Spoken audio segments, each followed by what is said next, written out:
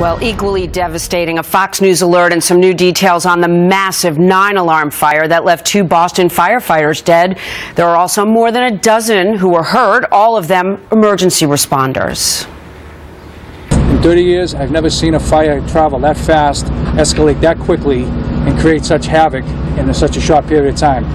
These 2 heroes ran into a burning building, got people out of the building. Citizens were saved. And that's what we do. We sacrifice our life for the citizens of the city of Boston. Oh, you can just imagine the pain of losing 2 of their own. Investigators say firefighters Michael Kennedy and Lieutenant Edward Walsh became trapped in the basement. That's where the fire likely started. But before they died, they and the other firefighters saved every single person that lived in that building. Wow, heroes. Molly Line, live from Boston with more on this. Molly, what do they know about the fire today? Well, Jamie, this was a 9-alarm fire. That is as big as it gets for the city of Boston. More than 150 firefighters rushed to this scene to try and knock this fire down. It's still under investigation, but it was started in a 4-story brownstone. That's a very typical type of building for that area of Boston, a very historic area in Boston, and it spread very quickly. It went through all the floors, all the way up to the roof, and this happened just a little bit before 3 o'clock in the afternoon. And the 45-mile-per-hour winds made the battle even more challenging. Firefighters Michael Kennedy and Lieutenant Edward Walsh lost their lives after being among the first to rush in, aiming to save others.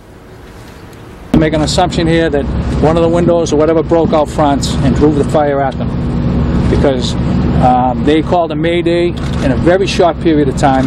They weren't in the building, I would say, again, the investigation will pan this out, they weren't in the building more than 2 or 3 minutes when they ordered a mayday that they were trapped. A Suffolk County prosecutor with specialized training in investigating fatal fires has been assigned to this case to help out with the Boston Fire Department investigators and the Boston Police investigators. But the prosecutor's office wants to make clear that that doesn't necessarily mean there's foul play here, just standard procedure in the case of a death investigation. Jamie? Molly, we've covered these long enough. You know, it takes a very special person to be one of those brave heroes. What else do we know about those who lost their lives? Firefighter Michael Kennedy was 33 years old. He was a 6.5-year veteran who was stationed with Ladder Company 15 on Boylston Street. He was single, a resident of the Hyde Park neighborhood in Boston, and he was also a Marine Corps veteran.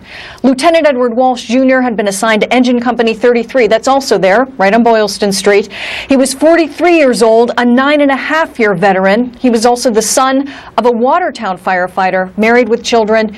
2 boys, 1 girl, all of them under the age of 10 years old. Jamie? Well, we grieve with their families today. Thank you, Molly.